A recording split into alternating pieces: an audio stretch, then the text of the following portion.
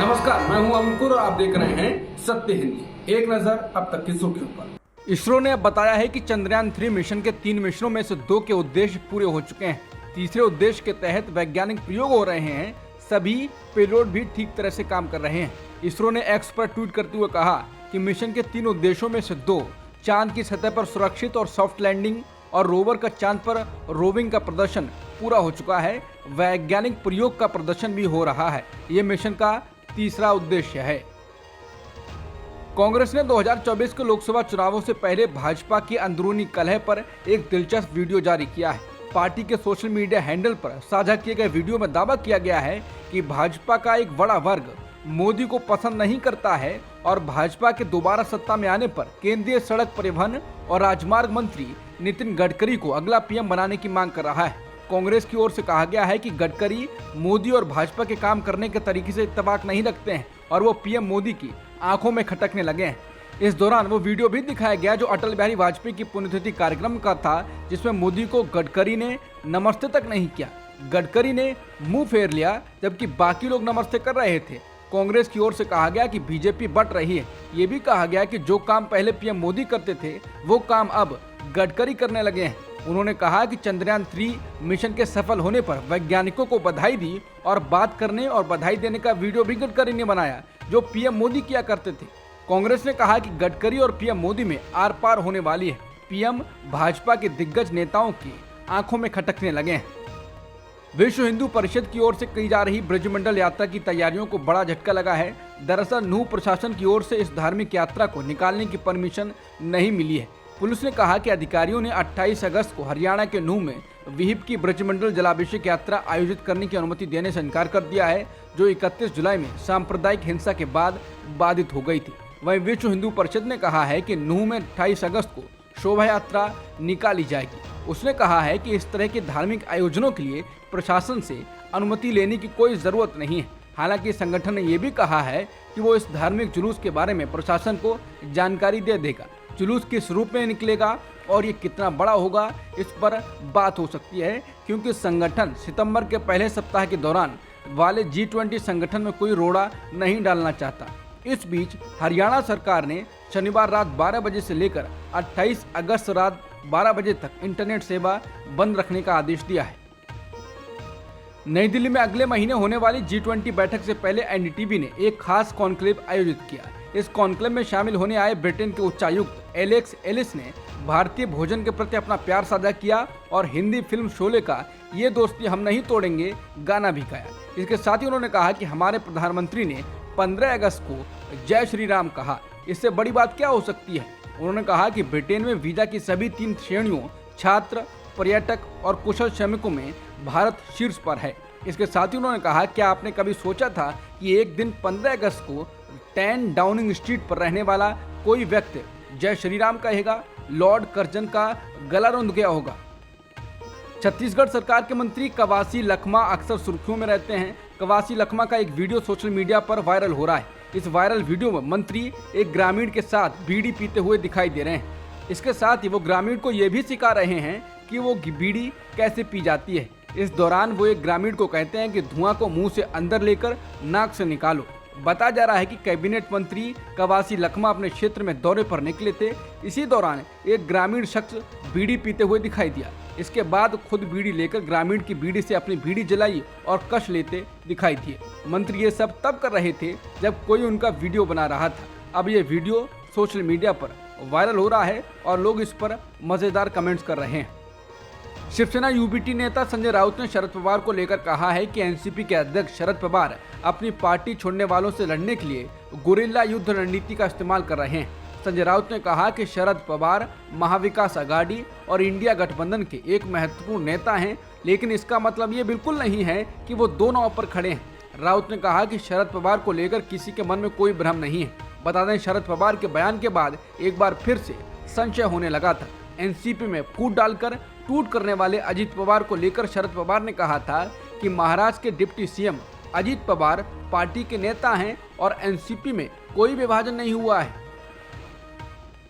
शिवसेना के मुखपत्र सामना में ईवीएम को लेकर बड़ा दावा किया गया है। सामना में कहा गया है कि भाजपा के वॉशिंग मशीन वाले मोदी साबुन की चर्चा दुनिया भर में चल रही है। उसे हवा दी है तो भाजपा के ही सांसद डी अरविंद ने।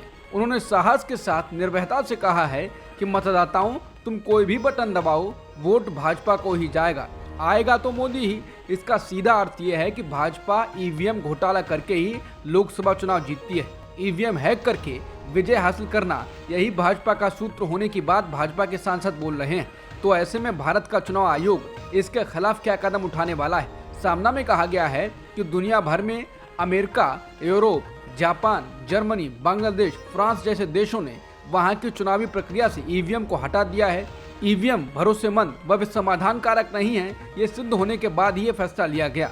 परंतु अविश्वसनीय ईवीएम का इस्तेमाल जनता का विश्वास खो चुकी मोदी सरकार ने जारी रखा है। सामना में कहा गया है कि अब भाजपा के अंडा भक्त हमेशा की तरह दावा करेंगे कि यदि ईवीएम का ही घोटाला होता तो अन्य राज्यों की विधानसभाओं में भाजपा को हराकर वहां विरोधियों की सत्ता क्यों आई, वहां पर ईवीएम क्यों हैक नहीं किए गए। ये सीधा साधा सवाल ही घोटाला है। सामना में कहा कि मोदी शाह को राज्यों की सत्ता में इंटरेस्ट नहीं है, लेकिन लोकसभा चुनाव में ईवीएम का खेला करके दिल्ली की सत्ता पर कब्जा हम जमाकर उस सत्ता के बल पर राज्यों के मुख्यमंत्रियों को अपने दबाव में कदमों को नीचे रखना है। केंद्रीय जांच एजेंसियों, चुनाव आयोग, न्यायतंत्र के जरिए राज्य राज्य में हंगामा मचाना, ये उनका सूत्र है। ईवीएम घोटाला सिर्फ लोकसभा जीतने के लिए ही एकमात्र सूत्र बनाया गया है और उसी के अनुरूप सब कुछ चल रहा है। बिहार में जाति सर्वे पर पूर्व मुख्यमंत्री लालू प्रसाद यादव ने कहा है कि हम लोग अभी जातीय जनगणना करवाए हैं। इस जातीय जनगणना को दिल्ली में जो सरकार है वो नफरत की दृष्टि से देख रही है। अटॉर्नी जनरल कोर्ट में जाकर विरोध कर रहे हैं। लालू यादव ने कहा कि बिना जाति और बिना आर्थिक स्थिति को जाने हुए सिर्फ अंदाज के आधार पर क्या योजना बनवा रहे हैं। बजट का कुछ हिस्सा दे दिया जाता है, लगता है कि खैरात दे रहे हैं, ये हमारा अधिकार है। लालू प्रसाद यादव ने ये बातें पटना में मनोज मित्ता की किताब कास्ट प्राइड के विमोचन के दौरान कही। बता दें, बिहार में जातीय सर्वे पर एक दिन पहले ही सीएम नीतीश कुमार ने कहा था, जाति सर्वे पूरा कर लिया गया है, अभी हम आर्थिक सर्वे भी करा रहे हैं, इसके बाद सर्वे के नतीजे जारी किए जाएंगे। उत्तर प्रदेश के मुजफ्फरनगर से एक वीडियो जमकर वायरल हो रहा है, जहां जिले के खुब्बापुर गांव के एक निजी स्कूल की टीचर ने कक्षा के बच्चों से एक मुस्लिम बच्चे को थप्पड़ मारने को कहा। हालांकि अब इस घटना के बाद एक और नया वीडियो आया है। इस वीडियो में जिस बच्चे ने स्कूल टीचर के कहने पर अपने दोस्त को पीटा था, किसान नेताओं ने उनके घर जाकर दोनों को गले मिलवाया और भाईचारे की अपील की। वीडियो में दो बच्चे आपस में गले मिलते दिखाई दे रहे हैं। मुजफ्फरनगर की महिला टीचर अपने बचाव में मीडिया के सामने आई है। उन्होंने अपना नाम तृप्ता त्यागी बताया है। एक वायरल वीडियो में छात्रों से अपने मुस्लिम सहपाठी को थप्पड़ मारने के लिए कहती देखी टीचर तृप्ता त्यागी ने शनिवार को अपनी कार्रवाई को उचित ठहराया और कहा, ये एक मामूली मुद्दा है। बहरहाल इस घटना से देश में बड़े पैमाने पर हंगामा मच गया है। एनडीटीवी की एक रिपोर्ट के मुताबिक तृप्ता त्यागी ने इस बात से इनकार किया कि उनकी कार्रवाई सांप्रदायिक प्रकृति की थी। तृप्ता ने कहा कि उन्होंने कुछ छात्रों से उस छात्र को थप्पड़ मारने के लिए कहा क्योंकि लड़का अपना होमवर्क नहीं कर रहा था। उन्होंने कहा, बच्चे के माता पिता पर उसके साथ सख्ती बरतने का दबाव था। मैं विकलांग हूँ, इसलिए मैंने कुछ छात्रों से उसे थप्पड़ मारने को कहा ताकि वो अपना होमवर्क करना शुरू कर दे। उत्तर प्रदेश के मुजफ्फरनगर के एक निजी स्कूल में एक मुस्लिम छात्र को महिला टीचर के द्वारा पिटवाए जाने के मामले में यूपी पुलिस ने एफआईआर दर्ज कर लिया है। मुजफ्फरनगर के जिला अधिकारी अरविंद मलप्पा बंगारी ने कहा है कि इस मामले में सख्त कार्रवाई की जाएगी। इससे पहले बच्चे के पिता इरशाद अहमद ने कहा था कि उन्होंने समझौता कर लिया है और वो कोई शिकायत दर्ज नहीं करा रहे हैं। बता दें, मुजफ्फरनगर के मंसूरपुर थाना क्षेत्र के गांव के निजी स्कूल का एक वीडियो शुक्रवार से सोशल मीडिया पर वायरल हो रहा है। वीडियो में दिख रहा है कि तृप्ता त्यागी नाम की एक टीचर के कहने पर बच्चे बारी बारी से एक मुसलमान बच्चे की पिटाई कर रहे हैं। वीडियो में तृप्ता त्यागी कहती दिख रही हैं, मैंने तो डिक्लेयर कर दिया है, जितने भी मुस्लिम बच्चे हैं इनके वहाँ चले जाओ। वीडियो में जब एक बच्चा थप्पड़ मारने के बाद बैठ जाता है तो टीचर उसे कहती हैं, क्या तुम मार रहे हो, जोर से मारो ना, चलो और किसका नंबर है। ये वीडियो शुक्रवार से ही सोशल मीडिया पर वायरल हो रहा है। टीएमसी नेता साकेत गोखले ने ट्वीट कर कहा है कि मुझे बताया गया है कि मुजफ्फरनगर पुलिस ने शिक्षक के अपराध का संज्ञान लिया है, लेकिन रुकिए, उनका दावा है कि उन्होंने आईपीसी की धारा 505 और 506 के तहत एफआईआर दर्ज की है। ये दोनों धाराएं गैर संज्ञेय हैं, यानी पुलिस के पास कोई कार्रवाई करने या आरोपी को गिरफ्तार करने की शक्ति नहीं है। ये शरारत का एक सिंपल सेक्शन है। क्या एक शिक्षक द्वारा छात्रों को साथी मुस्लिम बच्चे पर हमला करने के लिए प्रोत्साहित करना महज एक शरारत है? आप इस मुद्दे को क्यों दबा रहे हैं और शिक्षक की रक्षा क्यों कर रहे हैं? साकेत गोखले ने कहा, क्या शिक्षक का भाजपा से संबंध है या क्या आपको भाजपा सरकार ने आराम से रहने का आदेश दिया है? मुजफ्फरनगर के एक स्कूल में मासूम मुस्लिम छात्र को दूसरे बच्चों के द्वारा टीचर द्वारा पिटवाए जाने पर राहुल गांधी ने कहा है, ये भाजपा का फैलाया हुआ केरोसिन है जिसने भारत के कोने कोने में आग लगा रखी है। राहुल गांधी ने सोशल मीडिया प्लेटफॉर्म एक्स पर लिखा, मासूम बच्चों के मन में भेदभाव का जहर घोलना, स्कूल जैसे पवित्र स्थान को नफरत का बाजार बनाना, एक शिक्षक देश के लिए इससे बुरा कुछ नहीं कर सकता। ये भाजपा का फैलाया वही केरोसिन है जिसने भारत के कोने कोने में आग लगा रखी है। बच्चे भारत का भविष्य हैं, उनको नफरत नहीं, हम सबको मिलकर मोहब्बत सिखानी चाहिए।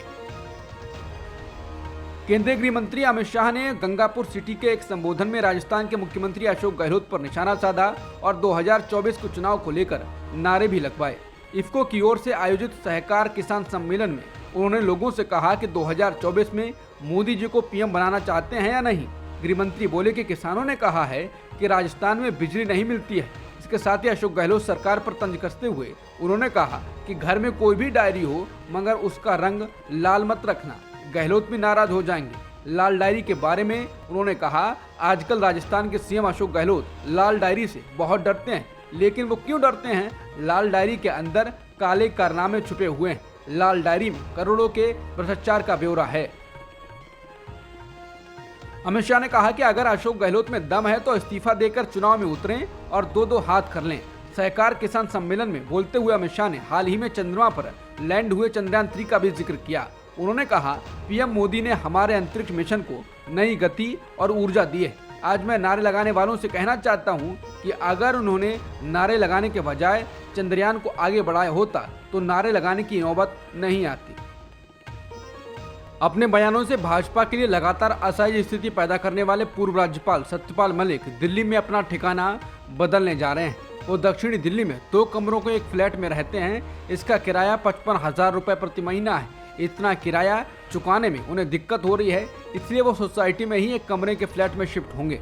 सत्यपाल मलिक ने कहा कि जम्मू कश्मीर के पूर्व राज्यपाल के नाते उन्हें सरकारी खर्च पर दिल्ली में मकान मिलना चाहिए था। उन्होंने दावा किया कि जम्मू कश्मीर के कुछ पूर्व राज्यपालों को दिल्ली में सरकार की ओर से आवास मिला हुआ है, लेकिन उन्हें नहीं दिया गया। प्रसिद्ध मैनेजमेंट कंसल्टिंग कंपनी मैकिंजी ने G20 अर्थव्यवस्थाओं में सतत और समावेशी विकास को बढ़ावा देने वाली अपनी एक रिपोर्ट में कहा है कि वर्ष 2030 तक भारत G20 देशों में विश्व की सबसे बड़ी कामकाजी उम्र वाली आबादी वाली अर्थव्यवस्थाओं में से एक होगा। भारत के साथ ही चीन और इंडोनेशिया भी टॉप 5 कामकाजी उम्र वाली अर्थव्यवस्थाओं में 3 होंगे। मैकिंजी की रिपोर्ट बताती है कि दुनिया की आर्थिक शक्ति अब पूर्वी देशों की ओर स्थानांतरित हो रही है। कंपनी ने ये बात G20 अर्थव्यवस्थाओं में सतत और समावेशी विकास को बढ़ावा देने वाली रिपोर्ट में कही है। इस रिपोर्ट में कहा गया है कि इस दुनिया की आर्थिक स्थितियों को देखते हुए लगता है कि दुनिया एक नए युग के मुहाने पर खड़ी है और आर्थिक शक्ति का केंद्र अब पूर्वी देशों की ओर स्थानांतरित हो रहा है। डिजिटल और डेटा संचार की वजह से आज पूरी दुनिया में एक दूसरे पर निर्भरता पहले से अधिक बढ़ी है। भले ही भविष्य में आर्थिक केंद्रों के स्थानांतरित होने की संभावना है, लेकिन G20 अर्थव्यवस्थाओं में वर्तमान में स्थिरता पर अलग अलग रुझान हैं। रिपोर्ट में कहा गया है कि द्वितीय विश्व युद्ध खत्म होने के बाद से ऋण अब अपने उच्चतम स्तर पर है। G20 देशों पर ऋण उनके सकल घरेलू उत्पाद यानी GDP से अब 300% से अधिक हो चुका है। प्रधानमंत्री नरेंद्र मोदी ने शनिवार 26 अगस्त को बेंगलुरु में इसरो के वैज्ञानिकों को संबोधित करते हुए घोषणा की कि चंद्रमा पर वो स्थान जहां चंद्रयान 3 का लैंडर विक्रम छुआ था उसे शिव शक्ति पॉइंट के नाम से जाना जाएगा। पीएम मोदी की बड़ी घोषणा बेंगलुरु में इसरो में हुई, जहां वो ऐतिहासिक चंद्रयान 3 मिशन के वैज्ञानिकों का स्वागत करने के लिए शनिवार को पहुंचे। इसके साथ ही पीएम मोदी ने कहा कि चंद्रयान 3 लैंडिंग की तारीख 23 अगस्त को राष्ट्रीय अंतरिक्ष दिवस के रूप में मनाया जाएगा। ये विज्ञान और प्रौद्योगिकी का जश्न मनाने का दिन होगा और आने वाली पीढ़ियों को प्रेरित करेगा। कांग्रेस नेता जयराम रमेश ने कहा है कि पाकिस्तानी मीडिया में इसरो की शानदार उपलब्धियों पर काफी टिप्पणी की गई है। वहां इस तथ्य को लेकर दुख जताया गया है कि पाकिस्तान के अंतरिक्ष एजेंसी की स्थापना 1961 के अंत में ही हो गई थी, जबकि भारत में इनकोस्पार की स्थापना उसके बाद 1962 के फरवरी महीने में हुई थी। फिर भी दोनों की उपलब्धियों में जमीन आसमान का अंतर है। इसरो की सफलता के पीछे की जिस मुख्य वजह को नहीं पहचाना जा रहा है वो ये है कि पहले दिन से ही नेहरू ने आत्मनिर्भरता पर जोर दिया था, जबकि दिल्ली में कुछ आवाजें थीं जो अधिक अमेरिकी भागीदारी की वकालत कर रही थी। कुछ ऐसे भी लोग थे जो सोवियत संघ के साथ घनिष्ठ सहयोग की बात कर रहे थे, लेकिन पहले नेहरू और उनके बाद इंदिरा गांधी इस बात को लेकर बिल्कुल स्पष्ट थे। अंतरिक्ष कार्यक्रम को भारतीय प्रोफेशनल द्वारा डिजाइन, नियंत्रित और संचालित किया जाना चाहिए। इसमें वो निश्चित रूप से भाभा, साराभाई, धवन, हक्सर और कई अन्य लोगों से सलाह लेते थे और उनसे प्रभावित थे। नेहरू युग में साइंस और टेक्नोलॉजी के लिए मजबूत नींव रखी गई और विशाल बुनियादी ढांचे का निर्माण हुआ। ऐसा उन तीखी आलोचना के बावजूद किया गया जिनमें कहा जाता था कि एक बेहद गरीब देश होने के कारण भारत के लिए इस तरह का निवेश करना घातक होगा। फिर भी ये एक आत्मनिर्भर और वैज्ञानिक रूप से उन्नत राष्ट्र का दृष्टिकोण ही है जो आज भरपूर लाभ दे रहा है। अब तक की खबरों में इतना ही। बाकी खबरों के लिए बने रहिए सत्यहिंदी.com के साथ।